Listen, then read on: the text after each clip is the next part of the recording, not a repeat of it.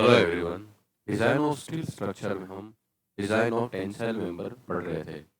इसके डिज़ाइन के पैरामीटर्स, किस तरह से डिज़ाइन करते हैं, उसका प्रोसीजर क्या होता है, लग एंगल की डिज़ाइन किस तरह से करते हैं, ये सारी चीज़ें हमने पिछली क्लासेज में पढ़ रखी थी।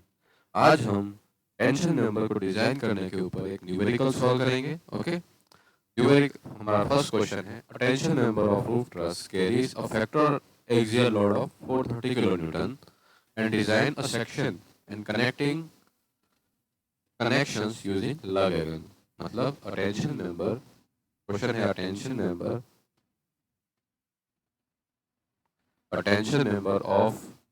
roof truss of roof truss carries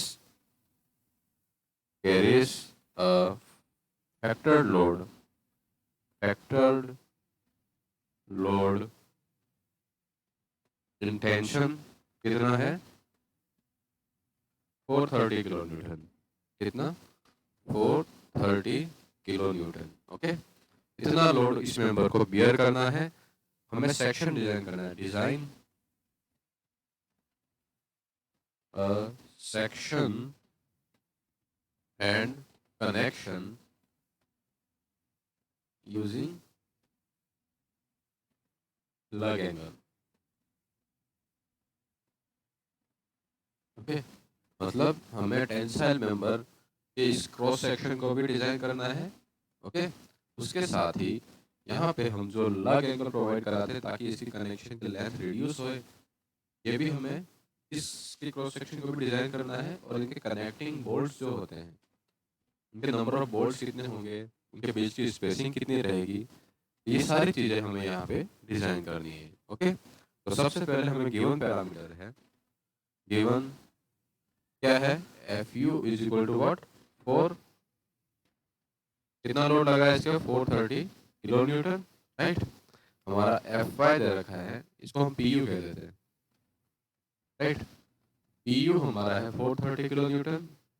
F Y हमारा है yield strength of the plate is equal to what, 250 newton पर mm square. Okay, and ultimate strength दे रखी है हमें 410 एमपीए। हम यहाँ अज्यूम कर रहे हैं कि जो डाया ऑफ बोल्ट प्रोवाइड करा रहे हैं सभी सारे, ये वो जो मेन मेंबर को गजेट प्लेट से कनेक्ट कर रहे हैं, मेन मेंबर को लग एंगल से कनेक्ट कर रहे हैं और लग एंगल को गजेट प्लेट से कनेक्ट कर रहे हैं। मतलब ए बी सी तीनों टाइप्स के बोल्ट का जो डाया है वह हमने अज्यूम कितना किया है, 20 एमएम। ओके, तो हमें सिर्फ एक ही बोल्ट वैल्यू यहाँ पे फाइंड आउट करनी है। राइट, ये सारे पैरामीटर हमें दे रखे हैं। सबसे पहले हमें क्या निकालना होगा, gross area in yielding. Gross area of solution में हम करते हैं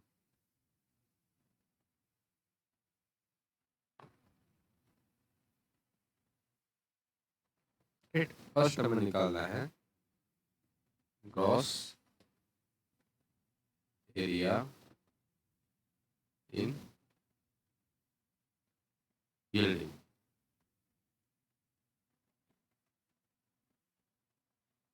तो इसके लिए हम क्या करते थे, ग्रॉस एरिया क्या होता है, A G is equal to what, हमारे पास होता था P U divided by F Y upon gamma M zero.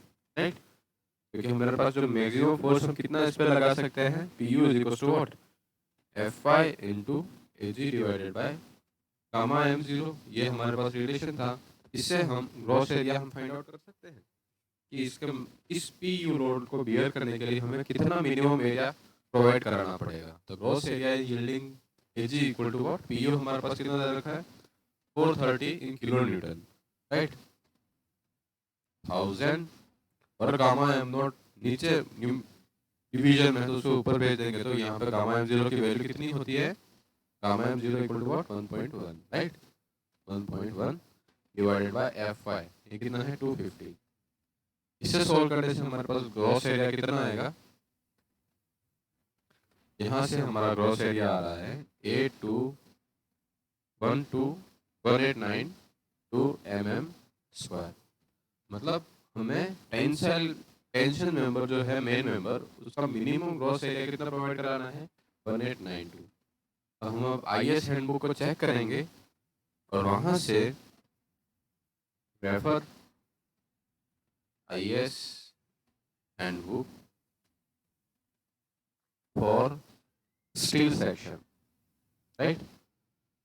यहाँ पे हम रेफर करेंगे स्टील बुक में और देखेंगे कि किसका ग्रॉस एरिया मिनिमम इतना है और उससे ज़्यादा है, उस टाइप का हम एंगल कनेक्शन प्रोवाइड करा रहे हैं, ठीक है ना। तो हम IS हैंडबुक में क्रॉस सेक्शंस को देखते हैं। जैसे ये हमारा IS हैंडबुक है जिसके क्रॉस सेक्शन हमें पता है कैसे है, role steel unequal equal angle से, राइट। मतलब यहाँ पे इसकी ये लेग और ये लेग क्या है, बराबर है, राइट। इसकी थिकनेस हमने T अज्यूम की है। इन क्रॉस सेक्शंस का size, thickness, sectional area, weight पर मीटर, सेंटर ऑफ ग्रेविटी और distance of the fibre EX ये हमें पता होती है, राइट। तो हमें यहाँ पे क्रॉस सेक्शनल एरिया देखना है। हमारा क्रॉस सेक्शनल एरिया कितना था, 1892 mm स्क्वायर, राइट। हमें मतलब जो भी मेंबर प्रोवाइड कराना है उसका क्रॉस सेक्शनल एरिया इससे एटलीस्ट ज़्यादा रहना चाहिए ताकि वो हमारा क्रॉस एरिया की मिनिमम रिक्वायरमेंट को फुलफिल कर सके, ओके। तो हम देखते हैं 70 में मतलब ये सेंटीमीटर स्क्वायर में है, तो इसको mm स्क्वायर में कन्वर्ट करने के लिए क्या करेंगे, इंटू 100 से मल्टीप्लाई करेंगे, ये क्या हो जाएगा mm स्क्वायर में, राइट। तो यहाँ पे हमें 1892 प्रोवाइड कराना है। तो 1892 के लिए हम कहाँ प्रोवाइड करा सकते हैं, या तो एक ये प्रोवाइड करा सकते हैं और एक 100/100 में इसे प्रोवाइड करा सकते हैं। तो यहाँ पे एरिया हमें 2019 mm स्क्वायर का प्रोवाइड कराना पड़ेगा, 2019 mm स्क्वायर। और यहाँ पे हमें एरिया 1903 का प्रोवाइड कराना पड़ेगा और हमारी रिक्वायरमेंट कितनी है, 1892, राइट। इतने एरिया की रिक्वायरमेंट है, हम ये भी प्रोवाइड करा सकते हैं और ये भी प्रोवाइड करा सकते हैं। जब हमारा कम मटेरियल में वो स्ट्रक्चरल एलिमेंट सेफ होता है तो हम इसे क्यों प्रोवाइड करेंगे, इसे हम प्रोवाइड नहीं कराएंगे, राइट। तो हमारा प्रेफरेंस क्या होगा, ये वाला सेक्शन होगा, राइट। तो हमारा ISA 100 × 100 × 10 उसकी थिकनेस है, इस सेक्शन को हम as a main member provide कराएंगे जिसका क्रॉस सेक्शनल एरिया कितना है, 1903 mm square, right.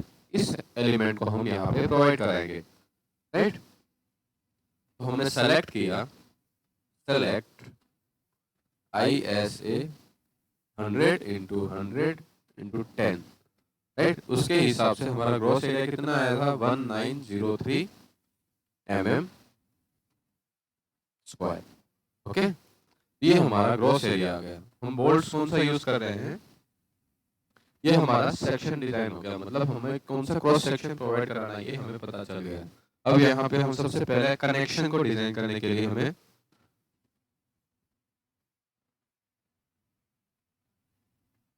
Design of connection, right.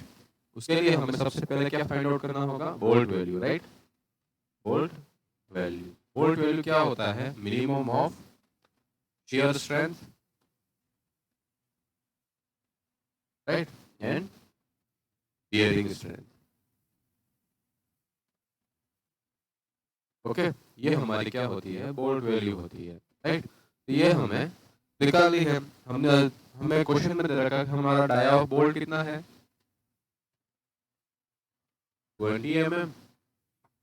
तो बोल्ट की डिजाइन में हमने देखा था कि डाया ऑफ बोल्ट 20 mm है, मतलब 25 mm से कम है, तो हमें क्लियरेंस कितना प्रोवाइड कराना पड़ेगा, डाया ऑफ होल कितना हो जाएगा, dia of bolt plus 2 mm। Dia of hole कितना आ गया हमारे पास, 22 mm, राइट। इसके बाद हमें shear strength of single bolt निकालना है, राइट। हमारा फर्स्ट है shear strength of bolt in single shear, ठीक है। कनेक्शन कुछ इस तरह से प्रोवाइड कर रहा है कि हमारा shear क्या होगा, सिंगल होगा, मतलब यहाँ पे ये दो प्लेट्स को कनेक्ट कर रहा है, राइट। तो यहाँ पे एक ही shear प्लेन मिल रहा है इसको फेल करने के लिए, राइट। तो ये हमारा सिंगल shear फेलियर कहलाएगा, राइट। तो हमारे पास VDSB का फॉर्मूला क्या था, FUB divided by √3 gamma MB into what, A N area of shank A N S into N N plus A S shank में थ्रेडेड में इंटू इसका जो number of threaded shear plane थे, right, N T मान लो, शायद N C N S था, right. Okay, यहाँ पे हम अज्यूम कर रहे हैं कि जो हमारा जो सिंगल शेयर है वो किस में है, थ्रेडेड पोर्शन में। हम थ्रेडेड पोर्शन में क्यों अज्यूम कर रहे हैं, क्योंकि आप देखो हमारा जो एक शेंक का एरिया आता है वो कितना आता है, 5/4 इंटू टी स्क्वायर। उसके करस्पॉन्डिंग हम जब वैल्यू निकालेंगे तो ये क्या आएगी, ग्रेटर आएगी एज कम्पेयर टू जब हम थ्रेडेड पोर्शन के करस्पॉन्डिंग निकालेंगे तो वो कितनी होगी, 0.78 times of 5/4 into D square. तो जब कम वैल्यू हमारे क्रिटिकल सेक्शन जो होगा फेलियर का शेयर वो कौन सा होगा, थ्रेडेड पोर्शन होगा, राइट। अगर थ्रेडेड पोर्शन के करस्पॉन्डिंग हम अगर बोल्ट वैल्यू कंसीडर करके चलते हैं तो हमारा बोल्ट एक सेफेस्ट जोन में लाया करेगा। इसलिए हम जनरली थ्रेडेड पोर्शन में इसे शेयर फेल कराते हैं, राइट। तो हमारा design share strength of bolt कितनी आ जाएगी, ईएसबी एफयूबी की वैल्यू कितनी होती है, 400 MPa। ओके, तो 400 डिवाइडेड बाय √3 इंटू 1.25 इंटू यहाँ पे सिंगल शेयर है into 0.78 into 5/4 into D square dia nominal dia bolt कितना है 20 mm, राइट, प्लस 0 हो जाएगा सेकेंड पैरामीटर के लिए, थ्रेडेड शेंक एरिया के लिए, राइट, प्लस 0। इसको सॉल्व करने से हमारे पास डिजाइन स्ट्रेंथ ऑफ बोल्ट आती है। इसको अगर मैं 10⁻³ से मल्टीप्लाई करूंगा तो हमारी वैल्यू किस में आ जाएगी, किलो न्यूटन में। इसे सॉल्व करने से हमारे पास वैल्यू आती है 45.27 किलो न्यूटन। ये हमारी क्या आई, शेयर स्ट्रेंथ ऑफ बोल्ट आई, राइट। अब सेकंड चीज हम निकालते हैं बियरिंग स्ट्रेंथ ऑफ बोल्ट, मतलब strength of bolt in bearing, right. IS code हमें रिलेशन देता है, क्या होता है, design bearing strength of bolt is equal to 2.5 kb into d into t into FUB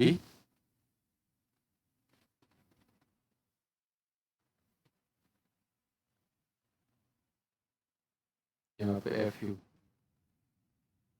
divided by gamma m1, right. तो bolt में जो बियरिंग हो रही है तो यहाँ पे kb की वैल्यू हमें फाइंड आउट करनी है।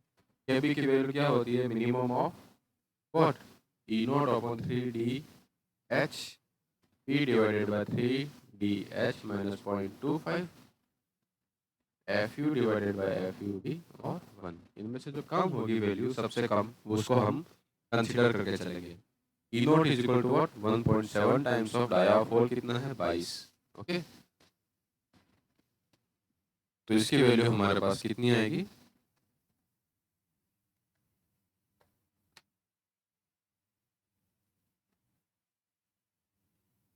37.4। तो 38 mm कंसीडर करके चलते हैं, राइट।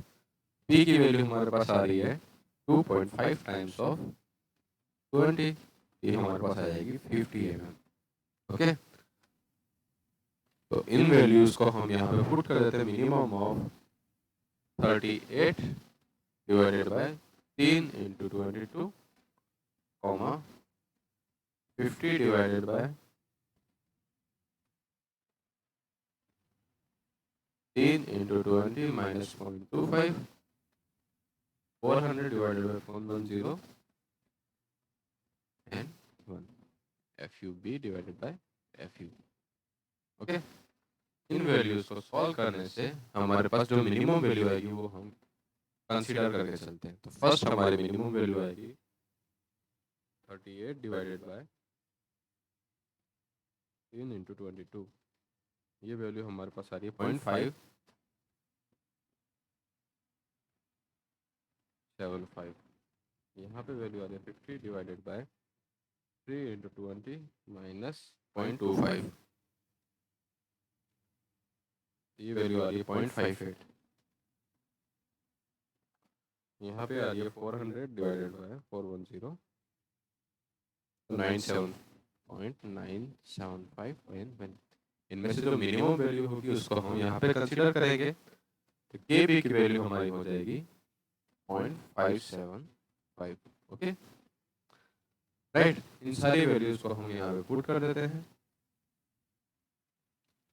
तो VDP is equal to what 2.5 into 0.575 into D आया बोल कितना 20, और हमने जो प्लेट एंगल सेक्शन अज्यूम किया उसकी थिकनेस कितनी है ISA 100 into 100 into what 10 mm, right. तो यहाँ पे थिकनेस ऑफ प्लेट कितनी आएगी जो बोर्ड से कनेक्टेड है into 10, राइट, into FUP की वैल्यू 14, FUP की वैल्यू हो जाएगी प्लेट की अल्टीमेट स्ट्रेंथ की वैल्यू हो जाएगी 410 डिवाइडेड बाय गामा m1, उसकी वैल्यू कितनी है 1.25। इसको हम किलो न्यूटन में कन्वर्ट करने के लिए -10⁻³ से मल्टीप्लाई कर देंगे, तो यहाँ से हमारी डिजाइन बेयरिंग स्ट्रेंथ आएगी 2.5 into 0.575 into 20 into 100 to 410 - 3 divided by 1.25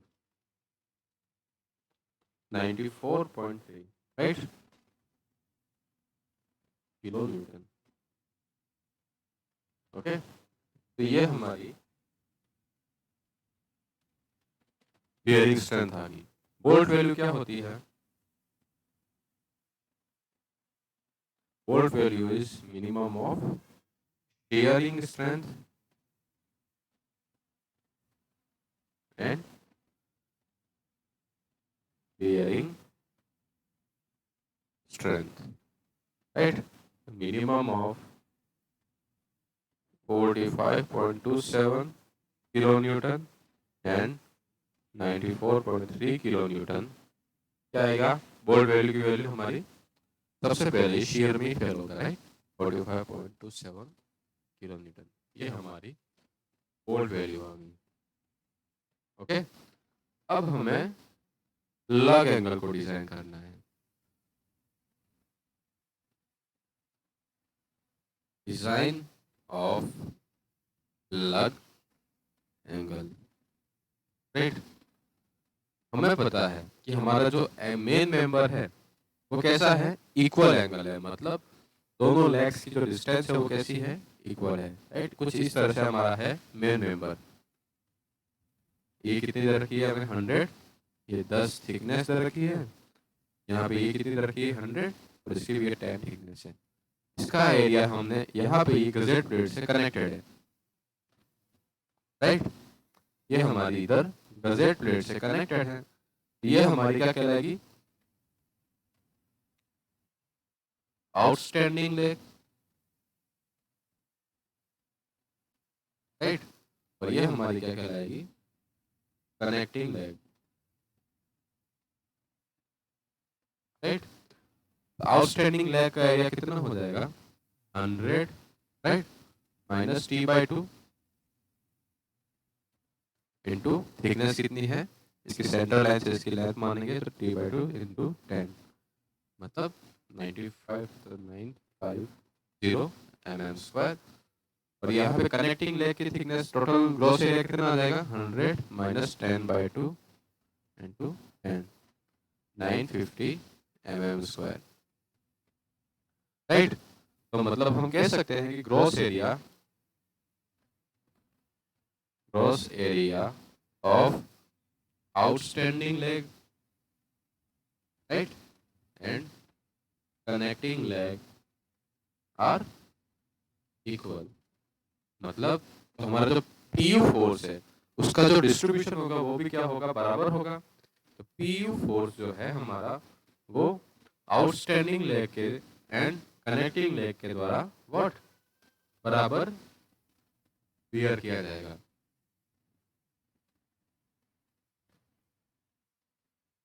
right. कितना PU, जैसे आउटस्टैंडिंग लेग के लिए PO फोर्स अगर बियर करता है तो कितना होगा PU into area of outstanding leg divided by total area capital है सिग्मा ए, इसकी वैल्यू कितनी आ जाएगी, P U is equal to 950 divided by 950 plus 950, तो पी यू अपॉन 2।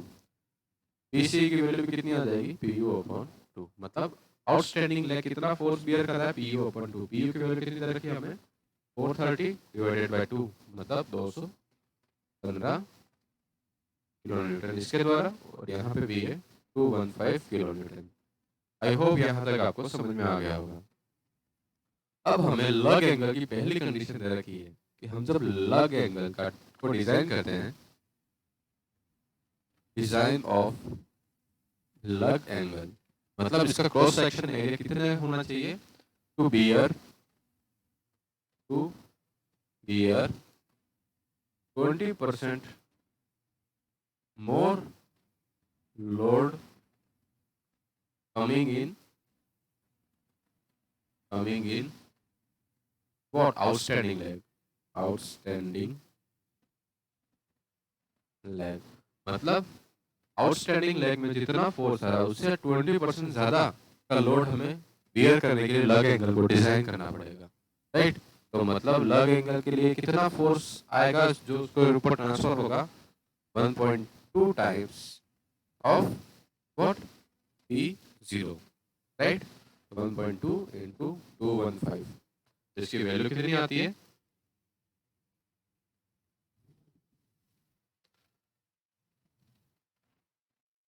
इसकी वैल्यू आएगी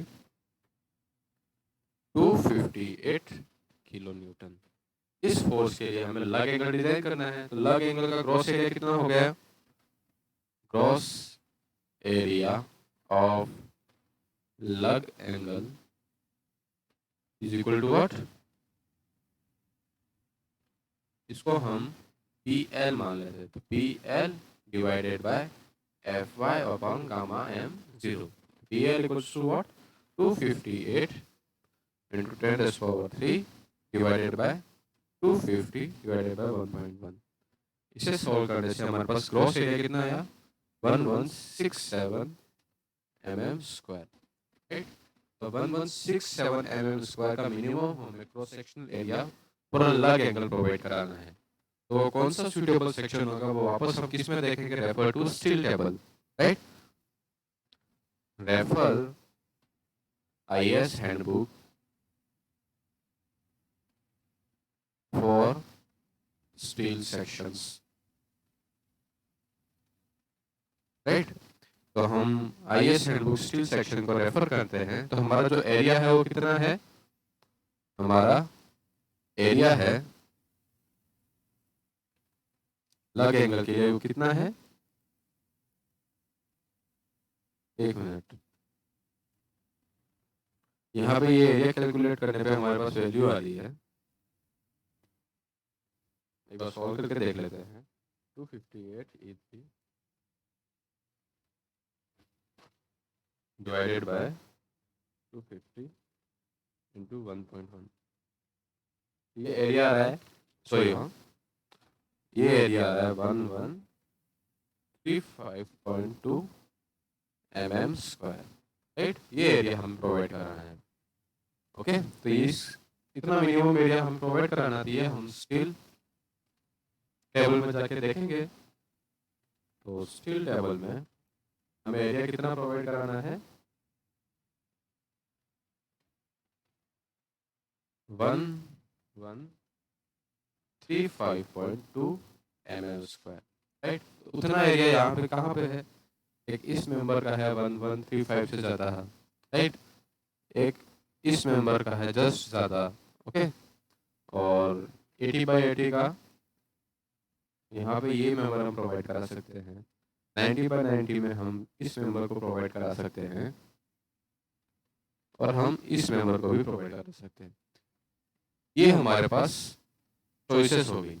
हमें अगर 70/70 का मेंबर प्रोवाइड कराना है तो उसका क्रॉस सेक्शनल एरिया इससे ज़्यादा होना चाहिए, तो वो किस में है, इस मेंबर में है। मतलब अगर हम 70/70/10 का अगर मेंबर प्रोवाइड करा सकते हैं, हम ये मेंबर भी प्रोवाइड करा सकते हैं, तो हमें कौन सा प्रोवाइड कराना चाहिए वो एक डिज़ाइनर के ऊपर डिपेंड करेगा।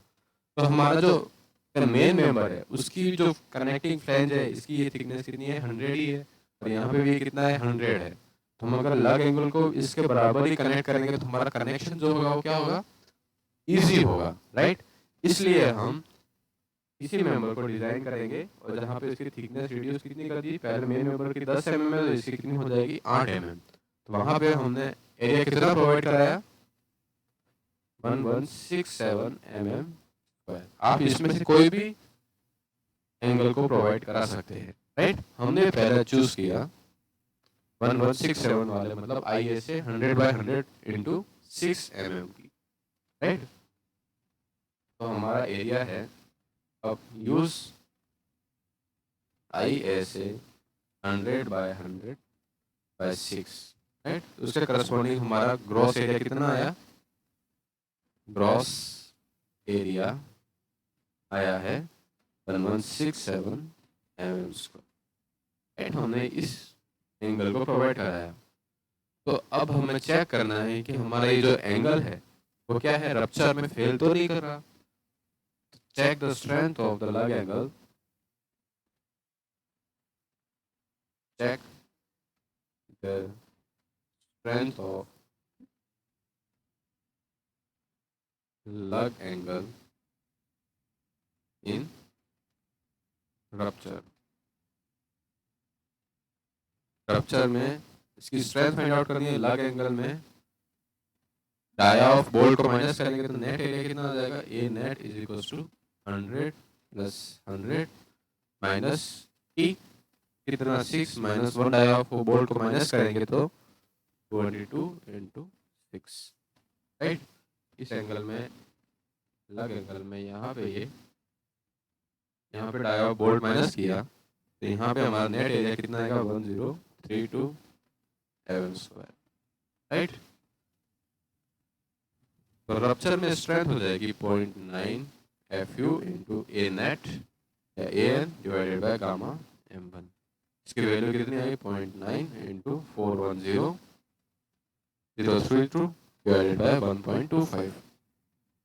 इसे सॉल्व करने से हमारे पास जो TDN की वैल्यू आ रही है वो आ रही है 304.65 किलो न्यूटन, राइट। मतलब इस लग एंगल की जो स्ट्रेंथ है रप्चर में वो कितनी आ रही है 304 किलो न्यूटन। जो अप्लाइड लोड है it should be what less than, इसकी कैपेसिटी है 304 की, एप्लीकेशन कितना है 258 किलो न्यूटन लोड की, मतलब हमारा ये सेफ कहलाएगा। ओके, ये हमारा सेफ कहलाएगा। तो लग एंगल में हम 20 mm डाई ऑफ बोल्ट ही प्रोवाइड कराते हैं, राइट। हमारा जो ए टाइप ऑफ बोल्ट है मतलब bolt connecting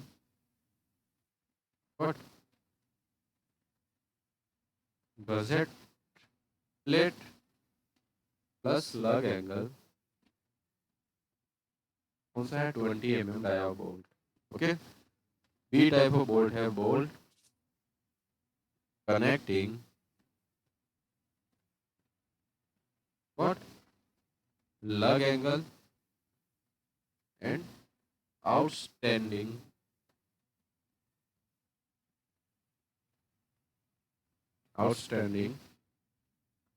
leg of main member। ये भी हमारा कौन सा है 20 mm डाई ऑफ बोल्ट ही है। ओके, और सी टाइप ऑफ बोल्ट है bolt connecting main member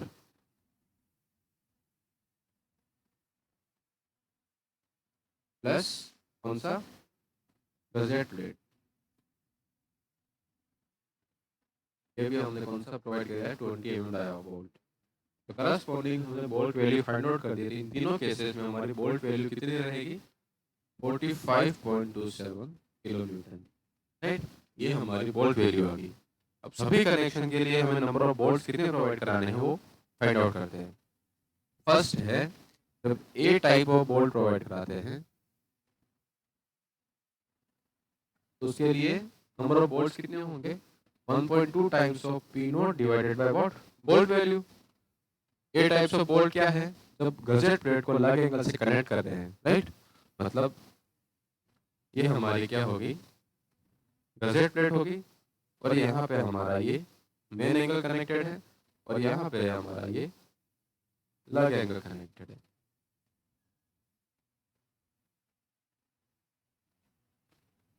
okay, यहाँ पे हमारा लग एंगल कनेक्टेड है जिसकी थिकनेस थोड़ी कम है। राइट, एक बोल्ट हमने यहाँ पे मेन मेंबर और लग एंगल को कनेक्ट किया, मेन मेंबर को गजेट प्लेट से कनेक्ट किया और मेन मेंबर गजेट प्लेट और लग एंगल को कनेक्ट किया। ये हमारा ए टाइप ऑफ बोल्ट है, ये बी एंड सी, इनकी स्पेसिंग और number of bolts find out करने हैं। राइट, ठीक है। तो यहाँ पे इस बोल्ट को डिजाइन करने के लिए इस आउटस्टैंड, राइट, ये हमारा कनेक्टिंग प्लेट, कनेक्टिंग जैसे ये है, ये हमारा कनेक्टिंग लेग हो गया, ये कनेक्टिंग लेग है, ये आउटस्टैंडिंग लेग है। ठीक है, ये हमारा लग एंगल है। ओके, और ये गजेट प्लेट है। आई होप आपको समझ में आ रहा होगा। राइट, तो हमें ए टाइप ऑफ बोल्ट डिजाइन करना है। ए टाइप ऑफ बोल्ट में कितना लोड आएगा? 1.2 टाइम्स ऑफ आउटस्टैंडिंग लेग। इस लेग में फोर्स कितना ट्रांसफर कर रहे हैं हम?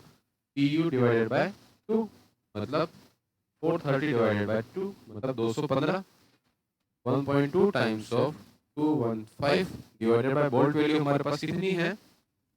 बोल्ट वैल्यू है 45.27। इसे सॉल्व करने से हमारे पास नंबर ऑफ बोल्ट आ जाएंगे 1.2 इंटू 215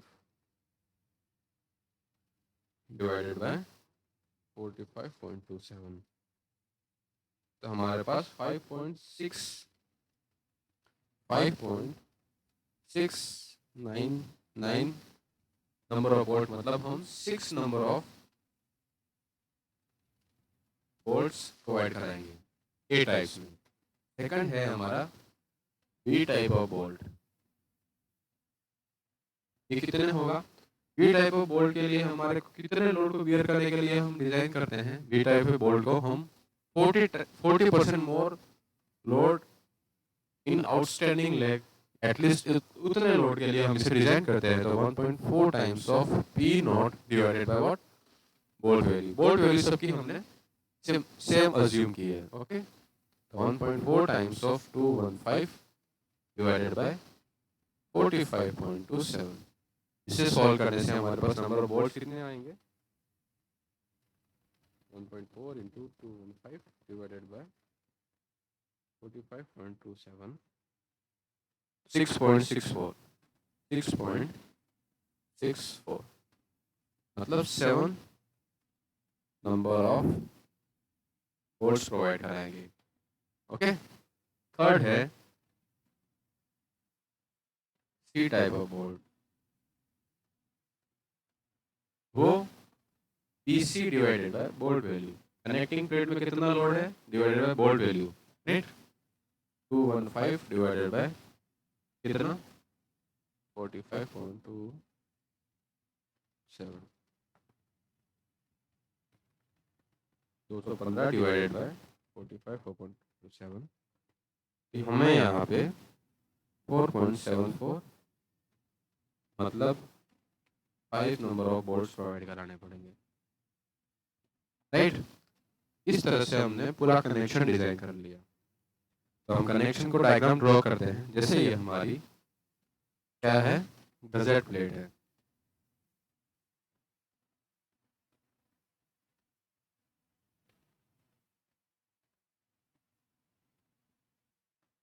ओके, इस गजेट प्लेट में ये हमारा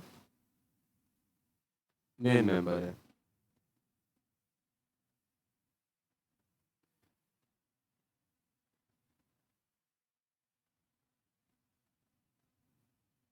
ओके, ये हमारा मेन मेंबर है। राइट, और यहाँ पे हम लग एंगल को कनेक्ट कर रहे हैं।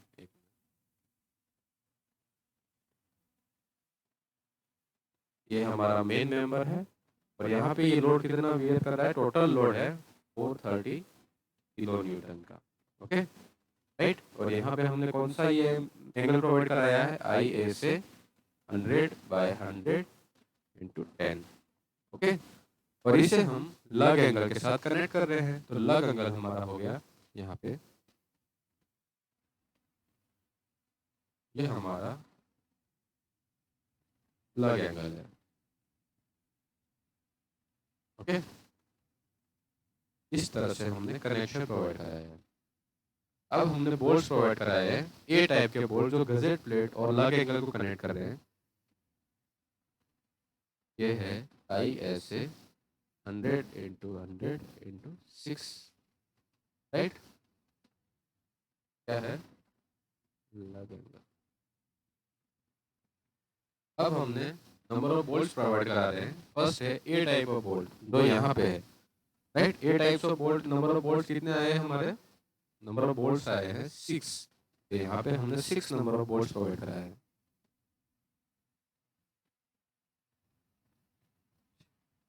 राइट। यहाँ पे एज डिस्टेंस हमने कितनी फाइंड आउट की थी, मिनिमम एज डिस्टेंस हमारी 37 के आसपास, पिच डिस्टेंस हमारी कितनी थी 50। यहाँ पे मिनिमम पिच डिस्टेंस 50 हमें पता ही है। हम total length of A type of bolt हम फाइंड आउट कर सकते हैं, राइट। फिर है सी, ये हो गया हमारा ए टाइप्स ऑफ बोल्ट। अब बी टाइप्स ऑफ बोल्ट है,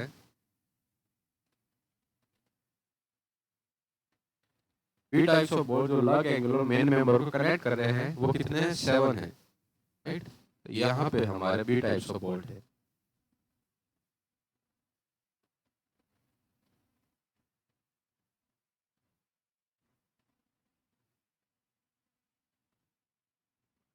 ठीक है, ये हमारे हो गए B types of bolt, right.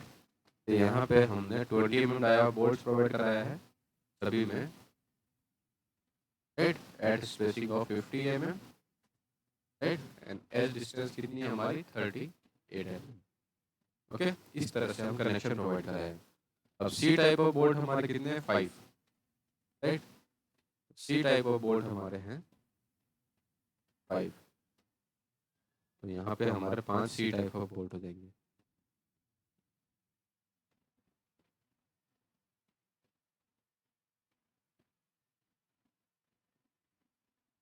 Okay, यहाँ पे भी हमने 20 mm dia of bolt provide कराया है एट स्पेसिंग ऑफ 50 mm, जो कि पिच डिस्टेंस है।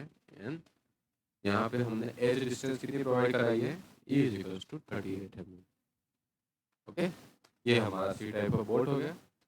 हमने इस पूरे मेंबर को डिजाइन किया, लग एंगल को डिजाइन किया, उनके बीच के कनेक्शन को भी डिजाइन किया। ओके, तो यहाँ पे हमारा डिजाइन ऑफ स्टील स्ट्रक्चर में टेंशन मेंबर की डिजाइन कंप्लीट होती है। ओके गाइस, अगली क्लास में हम कंप्रेसिव मेंबर की डिजाइन शुरू करेंगे। थैंक यू सो मच, जय हिंद।